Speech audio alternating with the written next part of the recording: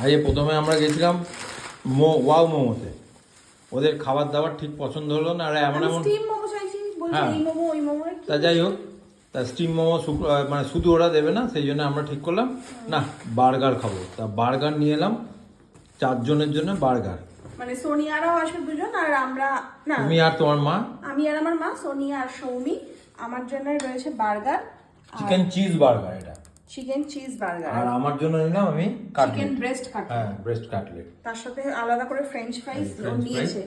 কেন বলো তো, বার্গারের সাথে ফ্রেঞ্চ ফ্রাইজ ফ্রি দেয়, আর ও কি করে আমার সব ফ্রেঞ্চ ফ্রাইজ গুলোকে সব খেয়ে আমি ওই নেয়। জন্য আলাদা ওই নিয়েছি। জন্য ওকে বললাম আর তুই এগুলো আলাদা সব নে। খাওয়া হয়ে গেছে, এখনো বসে আছে। এদের কাবাব খেয়ে নিয়েছি, আর পাবি না কিন্তু, আমি বলে দিই। রেশমি কাবাব, হ্যাঁ।